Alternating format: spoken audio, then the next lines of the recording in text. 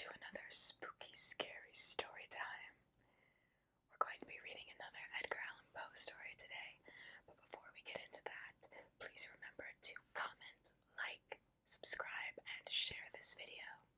Alright, let's get into it. Today we're reading The Premature Burial. There are certain themes of which the interest is all-absorbing, but which are too entirely horrible for the purposes of legitimate fiction. These the mere romanticist must eschew, if he do not wish to offend or to disgust. They are with propriety handled, only when the severity and majesty of truth sanctify and sustain them. We thrill, for example, with the most intense of pleasurable pain, over the accounts of the passage of the Beresina, of the earthquake at Lisbon, of the plague at London, of the massacre at St. Bartholomew, or of the stifling of the 123 prisoners in the Black Hole at Calcutta. But in these accounts, it is the fact, it is the reality, it is the history which excites. As inventions, we should regard them with simple abhorrence. I have mentioned some few of the more prominent and august calamities on record, but in these it is the extent, not less than the character of the calamity, which so vividly impresses the fancy. I need not remind the reader that, from the long and weird catalogue of human miseries, I might have selected many individual instances more replete with essential suffering than any of these vast generalities of disaster. The true wretchedness, indeed, the ultimate woe, is particular, not diffuse, that the ghastly extremes of agony are endured by man the unit, and never by man the mass. For this let us thank a merciful God.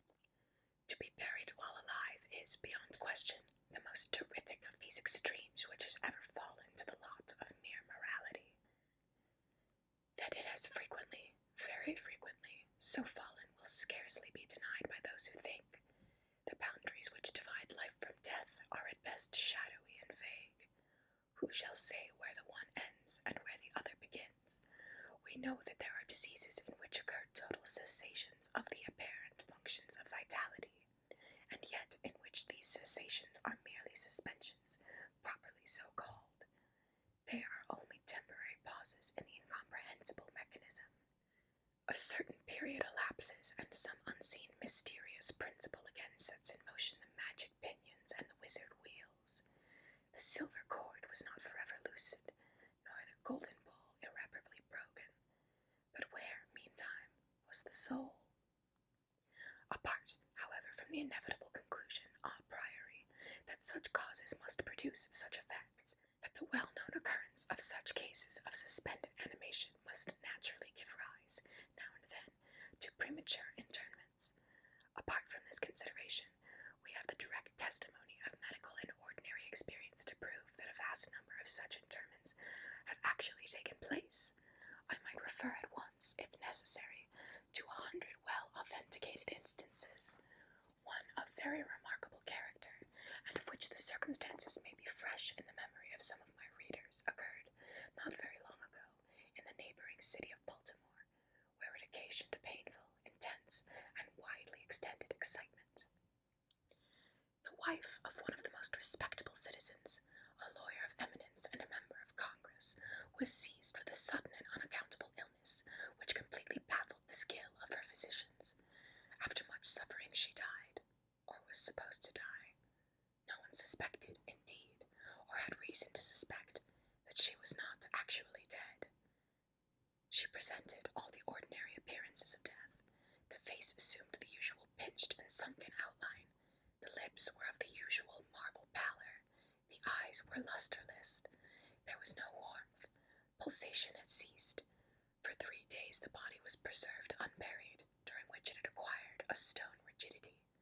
The funeral, in short, was hastened on account of the rapid advance of what was supposed to be decomposition. The lady was deposited in her family vault, which, for 3 subsequent years, was undisturbed. At the expiration of this term, it was opened for the reception of a sarcophagus, but alas, how fearful a shock awaited the husband who personally threw open the door. As its portals swung outwardly back, some white-appareled object fell rattling within his arms. It was the skeleton of his wife in her yet unmouldered shroud. A careful investigation rendered it evident that she had revived within 2 days after her entombment, that her struggles within the coffin had caused it to fall from a ledge or shelf to the floor, where it was so broken as to permit her escape. A lamp which had been accidentally left, full of oil within the tomb, was found empty. It might have been exhausted, however, by evaporation. On the uppermost of the steps which led down into the dread chamber was a large fragment of the coffin, with which, it seemed, that she had endeavoured to arrest attention by striking the iron door. While thus occupied, she probably swooned, or possibly died through sheer terror, and in failing, her shroud became entangled in some ironwork which projected interiorly. Thus she remained, and thus she rotted erect. In the year 1810, a case of living inhumation happened in France, attended with circumstances which go far to warrant the assertion that truth is, indeed, stranger than fiction. The heroine of the story was a Mademoiselle Victorine Lafourcade, a young girl of illustrious family, of wealth, and of great personal beauty. Among her numerous suitors was Julien Bousset, a poor litterateur or journalist of Paris. His talents and general amiability had recommended him to the notice of the heiress, by whom he seems to have been truly beloved, but her pride of birth decided her, finally, to reject him, and to wed a Monsieur Renal, a banker and a diplomatist of some eminence.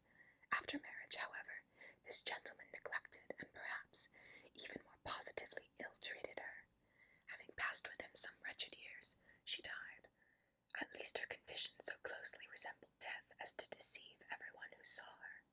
She was buried, not in a vault, but in an ordinary grave in the village of her nativity. Filled with despair and still inflamed by the memory of a profound attachment, the lover journeys from the capital to the remote province in which the village lies, with the romantic purpose of disinterring the corpse and possessing himself of its luxuriant dresses. He reaches the grave. At midnight he unearths the coffin, opens it, and is in the act of detaching the hair, when he is arrested by the unclosing of the beloved eyes. In fact, the lady had been buried alive. Vitality had not altogether departed, and she was aroused by the caresses of her lover, from the lethargy which had been mistaken for death. He employed certain powerful restoratives suggested by no little medical learning. In fine, she revived. She recognized her preserver.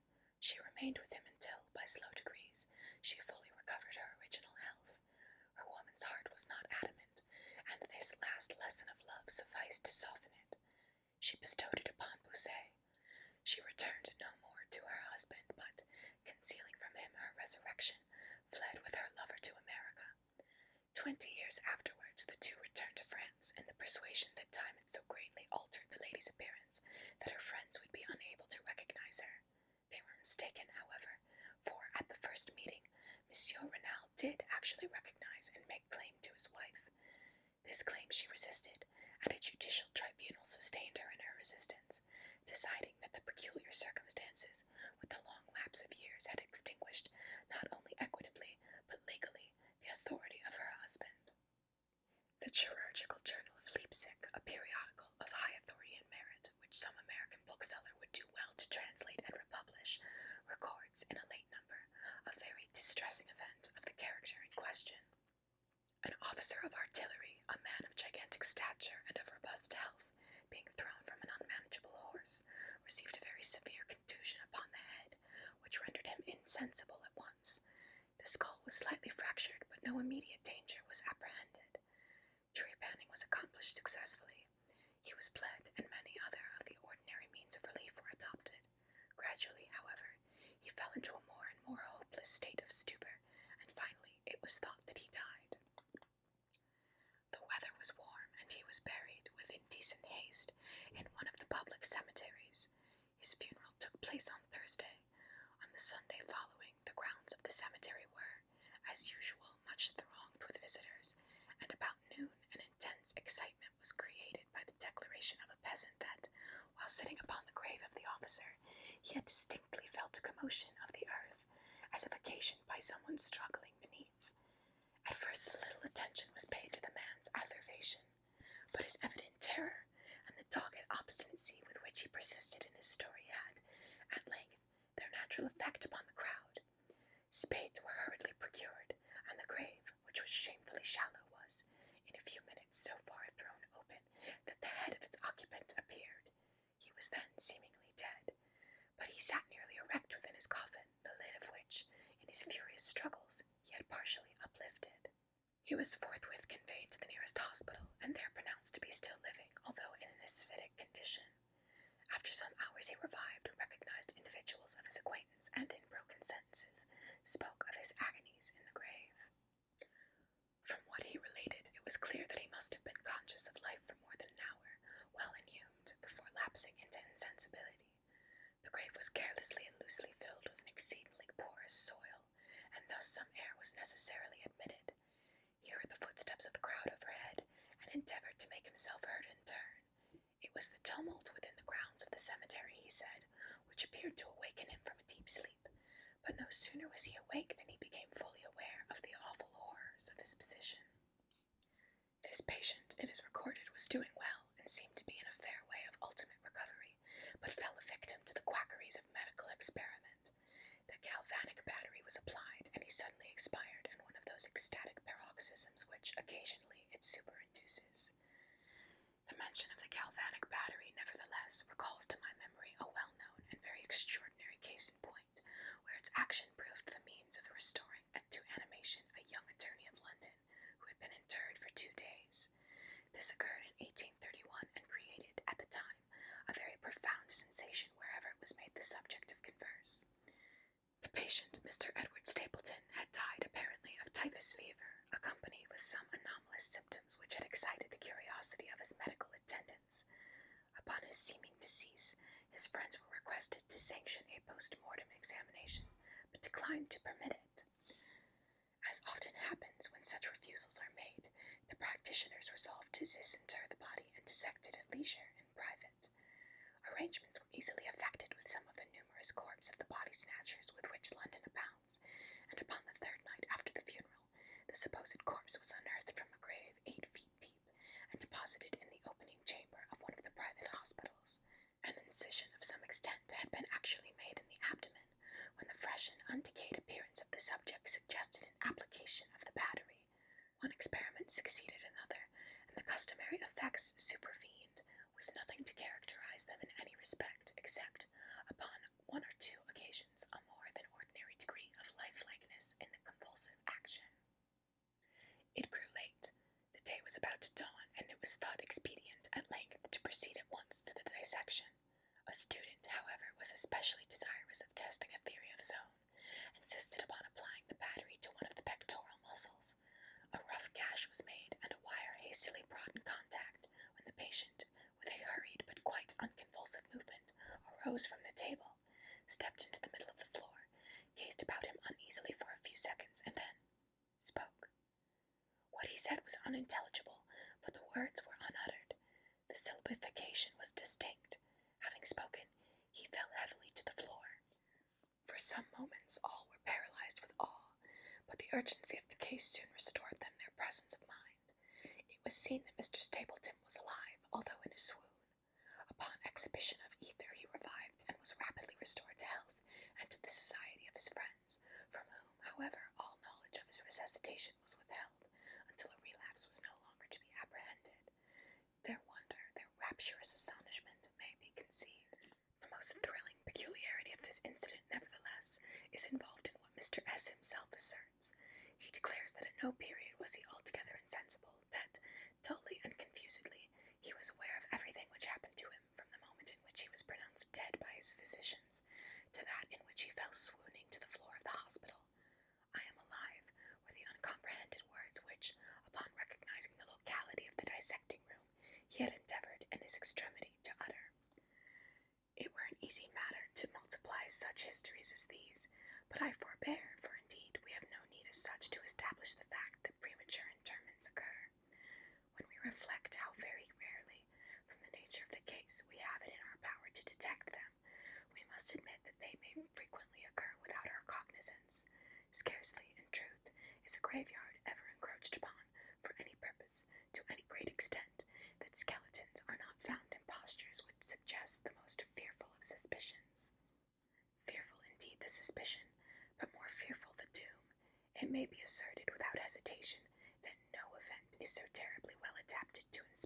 supremeness of bodily and of mental distress as his burial before death, the unendurable oppression of the lungs, the stifling fumes from the damp earth, the clinging to the death garments, the rigid embrace of the narrow house, the blackness of the absolute night, the silence like a sea that overwhelms, the unseen but palpable presence of the conqueror worm, these things with thoughts of the air and grass above, with memory of dear friends who would fly to save us if but informed of our fate, and with consciousness that of this fate they can never be informed, that our hopeless portion is that of the really dead.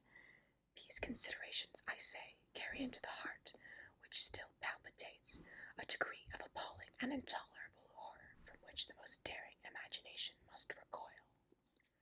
We know of nothing so agonizing upon earth. We can dream of nothing half so hideous in the realms of the nethermost hell.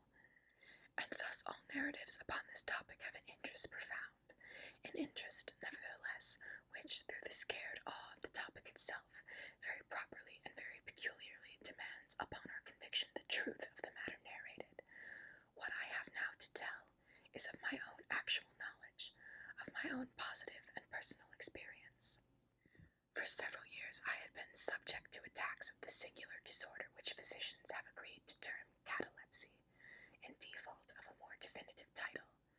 Although both the immediate and the predisposing causes, and even the actual diagnosis of this disease are still mysterious, its obvious and apparent character is sufficiently well understood. Its variations seem to be chiefly of degree. Sometimes the patient lies, for a day only, or even for a shorter period, in a species of exaggerated lethargy. He is senseless and externally motionless, but the pulsation of the heart is still faintly perceptible. Some traces of warmth remain, a slight colour lingers within the centre of the cheek, and upon application of a mirror to the lips, we can detect a torpid, unequal, and vacillating action of the lungs. Then again the duration of the trance is for weeks, even for months, while the closest scrutiny and the most rigorous medical tests fail to establish any material distinction between the state of the sufferer and what we conceive of absolute death. Very unusually, he is saved from premature interment solely by the knowledge of his friends that he has been previously subject to catalepsy, by the consequent suspicion excited, and, above all, by the non-appearance of decay. The advances of the malady are, luckily, gradual. The first manifestations, although marked, are unequivocal. The fits grow successively more and more distinctive, and endure each for a longer term than the preceding. In this lies the principal security from inhumation. The unfortunate, whose first attack should be of the extreme character which is occasionally seen, would almost inevitably be consigned alive to the tomb. My own case differed in no important particular from those mentioned in medical books. Sometimes, without any apparent cause, I sank little by little into a condition of hemi-syncope or half-swoon, and in this condition, without pain, without ability to stir or, strictly speaking, to think, but with a dull, lethargic consciousness of life and of the presence of those who surrounded my bed, I remained until the crisis of the disease restored me, suddenly, to perfect sensation. At other times I was quickly and impetuously smitten. I grew sick and numb and chilly and dizzy, and so fell prostrate at once. Then for weeks all was void and black and silent, and nothing became the universe. Total annihilation could be no more. From these latter attacks I awoke, however, with a gradation slow in proportion to the suddenness of the seizure, just as the day dawns to the friendless and houseless beggar who roams the streets throughout the long, desolate winter night. Just so tardily, just so wearily, just so cheerily came back the light of the soul to me. Apart from the tendency to trance, however, my general health appeared to be good, nor could I perceive that it was at all affected by the one prevalent malady, unless, indeed, an idiosyncrasy in my ordinary sleep may be looked upon as superinduced. Upon waking from slumber, I could never gain, at once, through possession of my senses, and always remained, for many minutes, in much bewilderment and perplexity, the mental faculties in general, but the memory, in especial, being in a condition of absolute abeyance. In all that I endured there was no physical suffering, but of moral distress in infinitude. My fancy grew charnel. I talked of worms, of tombs and epitaphs. I was lost in reveries of death, and the idea of premature burial held continual possession of my ghastly danger to which I was subjected haunted me day and night. In the former, the torture of meditation was excessive, in the latter, supreme. When the grim darkness overspread the earth, then, with every horror of thought, I shook as the quivering plumes upon the hearse. When nature could endure wakefulness no longer, it was with a struggle that I consented to sleep, for I shuddered to reflect that, upon waking, I might find myself the tenant of a grave. And when finally I sank into slumber, it was only to rush at once into the world of phantasms, above which, with vast, sable, overshadowing wing, hovered predominant the one sepulchral idea. From the innumerable images of gloom which thus oppressed me in my dreams, I select for record but a solitary vision. Methought I was immersed in a cataleptic trance of more than usual duration and profundity. Suddenly there came an icy hand upon my forehead, and an impatient, gibbering voice whispered the word, "Arise," within my ear. I sat erect. The darkness was total. I could not see the figure of him who had aroused me. I could call to mind neither the period at which I had fallen into the trance, nor the locality in which I then lay. While I remained motionless and busied in endeavors to collect my thoughts, the cold hand grasped me fiercely by the wrist, shaking it petulantly, while the gibbering voice said again, "Arise! Did I not bid thee arise?" "And who," I demanded, "art thou?" "I have no name in the regions which I inhabit," replied the voice mournfully. "I was mortal, but am fiend. I was merciful, but am pitiful. Thou dost feel that I shudder. My teeth chatter as I speak, yet it is not with the chillness of the night without end. But this hideousness is insufferable. How canst thou tranquilly sleep? I cannot rest for the cry of these great agonies. These sights are more than I can bear. Get thee up, come with me into the outer night, and let me unfold to thee thy graves. Is not this a spectacle of woe? Behold!" I looked, and the unseen figure, which still grasped me by the wrist, had caused to be thrown open the graves of all mankind, and from each issued the faint phosphoric radiance of decay, so that I could see into the innermost recesses, and there view the shrouded bodies in their sad and solemn slumbers with the worm. But alas! The real sleepers were fewer, by many millions, than those who slumbered not at all, and there was a feeble struggling, and there was a general sad unrest. And from out the depths of the countless pits there came a melancholy rustling from the garments of the buried, and of those who seemed tranquilly to repose, I saw that a vast number had changed, in a greater or less degree, the rigid and uneasy position in which they had originally been entombed, and the voice again said to me as I gazed, "Is it not, oh, is it not a pitiful sight?" But before I could find words to reply, the figure had ceased to grasp my wrist, and the phosphoric lights expired, and the graves were closed with a sudden violence, while from out them arose a tumult of despairing cries, saying again, "Is it not, oh God, is it not a very pitiful sight?" Fantasies such as these, presenting themselves at night, extended their terrific influence far into my waking hours. My nerves became thoroughly unstrung, and I fell a prey to perpetual horror. I hesitated to ride, or to walk, or to indulge in any exercise that would carry me from home. In fact, I no longer dared trust myself out of the immediate presence of those who were aware of my proneness to catalepsy, lest, falling into one of my usual fits, I should be buried before my real condition could be ascertained. I doubted the care, the fidelity of my dearest friends. I dreaded that, in some trance of more than customary duration, they might be prevailed upon to regard me as irrecoverable. I even went so far as to fear that, as I occasioned much trouble, they might be glad to consider any very protracted attack as sufficient excuse for getting rid of me altogether. It was in vain they endeavored to reassure me by the most solemn promises. I exacted the most sacred oaths that under no circumstances they would bury me until decomposition had so materially advanced as to render farther preservation impossible. And even then, my mortal terrors would listen to no reason, would accept no consolation. I entered into a series of elaborate precautions. Among other things, I had the family vault so remodeled as to admit of being readily opened from within. The slightest pressure upon a long lever that extended far into the tomb would cause the iron portal to fly back. There were arrangements also for the free admission of the air and light, and convenient receptacles for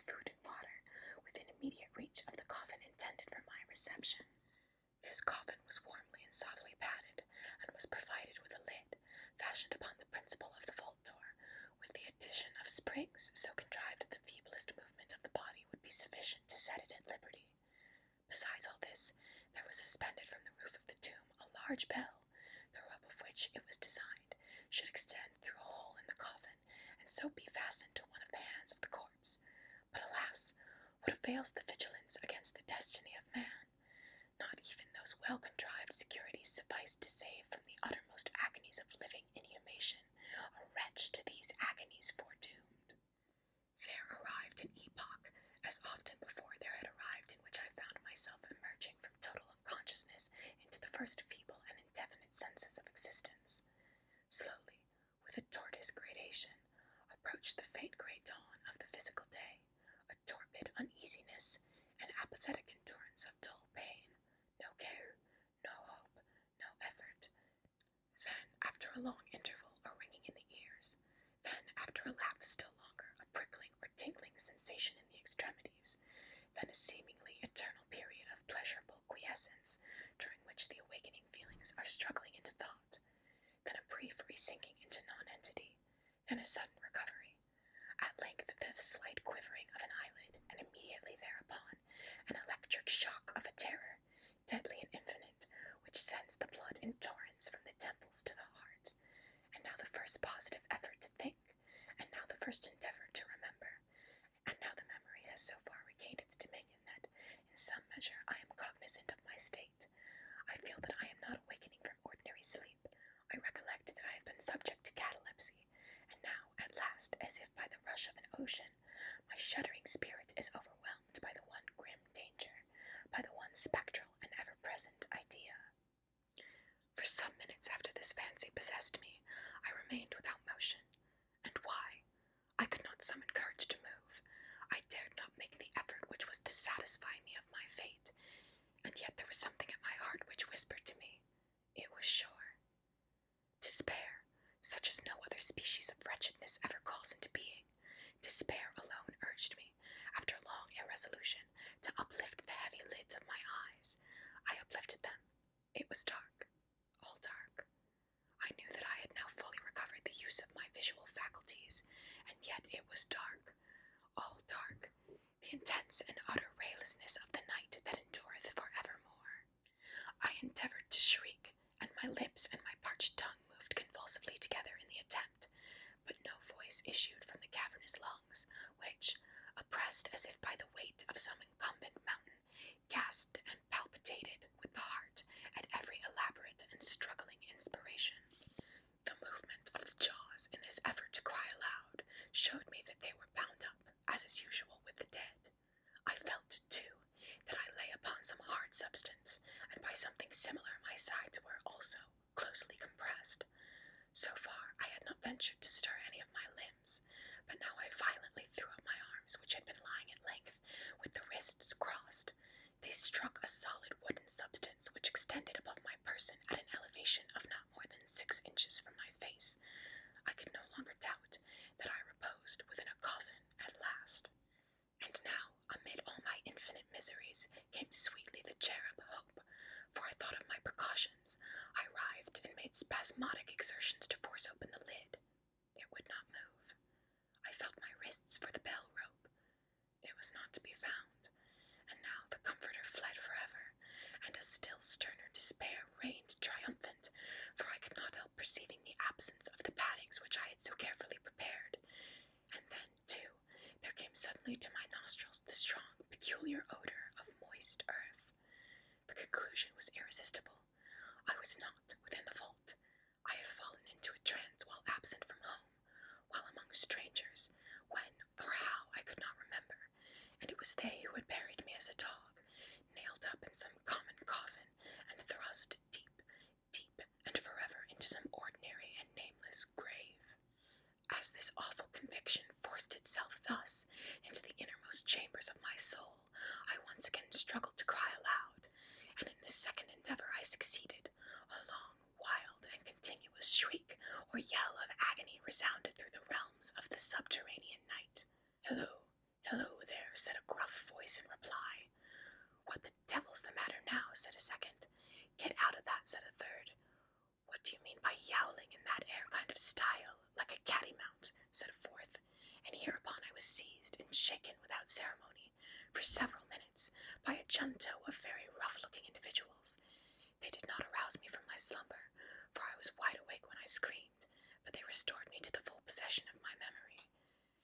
adventure occurred near Richmond, in Virginia, accompanied by a friend I had preceded upon a gunning expedition some miles down the banks of the James River. Night approached, and we were overtaken by a storm. The cabin of a small sloop lying at anchor in the stream and laden with garden mold afforded us the only available shelter. We made the best of it and passed the night on board. I slept in one of the only 2 berths in the vessel, and the berths of a sloop of 60 or 20 tons need scarcely be described. That which I occupied had no bedding of any kind. Its extreme width was 18 inches. The distance of its bottom from the deck overhead was precisely the same. I found it a matter of exceeding difficulty to squeeze myself in. Nevertheless, I slept soundly, and the whole of my vision, for it was no dream and no nightmare, arose naturally from the circumstances of my position, from my ordinary bias of thought, and from the difficulty to which I have alluded of collecting my senses, and especially of regaining my memory, for a long time after awakening from slumber. The men who shook me were the crew of the sloop, and some laborers engaged to unload it. From the load itself came the earthy smell. The bandage about the jaws was a silk handkerchief in which I had bound up my head, in default of my customary nightcap. The tortures endured, however, were indubitably quite equal, for the time, to those of actual sepulture. They were inconceivably hideous, but out of evil proceeded good, for their very excess wrought in my spirit an inevitable revulsion. My soul acquired tone, acquired temper. I went abroad, I took vigorous exercise, I breathed the free air of heaven. I thought upon other subjects than death. I discarded my medical books. Buchan I buried. I read no night thoughts, no fustian about churchyards, no bugaboo tales, such as this. In short, I became a new man, and lived a man's life. From that memorable night, I dismissed forever my charnel apprehensions, and with them vanished the cataleptic disorder, of which, perhaps, they had been less the consequence than the cause. There are moments when, even to the sober eye of reason, the world of our sad humanity may assume the semblance of a hell, but the imagination of a man is no Carathis, to explore with impunity its every cavern. Alas! The grim legion of sepulchral terrors cannot be regarded as altogether fanciful, but, like the demons in whose company Aphrodisiab made his voyage down the Oxus, they must sleep, or they will devour us. They must be suffered to slumber, or we perish. The end. That one was a bit happier than Poe's other tales. It had a bit of a more uplifting ending. I hope you enjoyed today's story of spooky, scary story time. And I'll be back again tomorrow with another story for your spooky pleasures. Please remember to like, subscribe, comment, and share this channel.